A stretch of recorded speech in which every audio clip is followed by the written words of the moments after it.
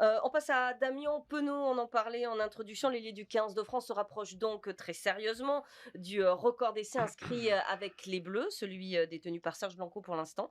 Il a inscrit 2 nouveaux essais ce vendredi, Damien Penaud. Il avait souligné, Fabien Galtier, que l'ailier du 15 de France bénéficie du très bon travail de ses partenaires. Ouais. Pourquoi est-ce qu'il dit ça?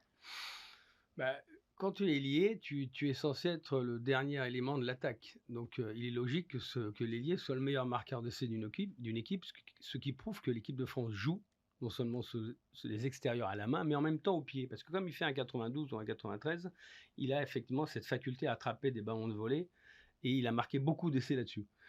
Après, il a toutes les qualités d'un ailier, quoi. Il est rapide, il est costaud, il est adroit, voilà. Un peu foufou? Et Si. puis surtout, il marque beaucoup d'essais parce qu'il y a des matchs quand même qui sont relativement faciles. C'est plus Mmh. facile contre la Namibie, c'est facile. Contre l'Italie, c'était encore facile. Donc, il est à 6 essais, il va peut-être me battre. Ça m'emmerde un peu, je veux le dire. Mais ça me fait plaisir pour lui parce que c'est quand même un joueur qui... Je connaissais bien son père qui était également un super joueur, mais Damien Penaud, il est évident que c'est un élément, alors lui, encore plus indispensable que Jelon au sein de cette équipe. C'est le nouveau Blanco?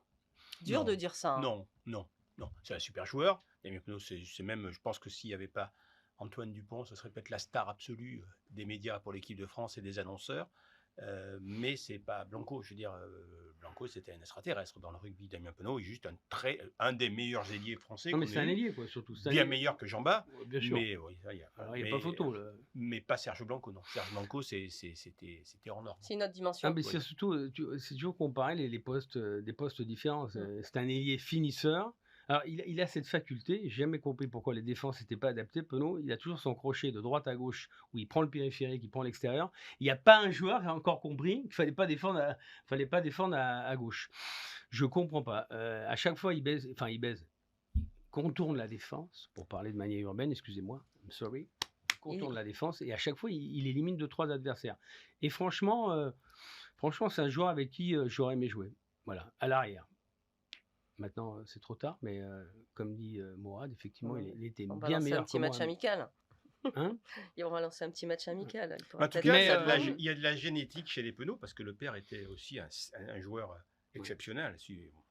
Comme quoi, on est quand même par moment obligé de croire à la génétique parce que je sais pas, on verra s'il y a un petit-fils pour le père, mais s'il est au même niveau, il faudra investir sur la famille Penaud si on a un centre de formation dans le rugby, quoi. Mais ouais, d'ailleurs, si tu parles de centre de formation, il faut rappeler que Damien Penaud a été refusé au centre de formation de Brive.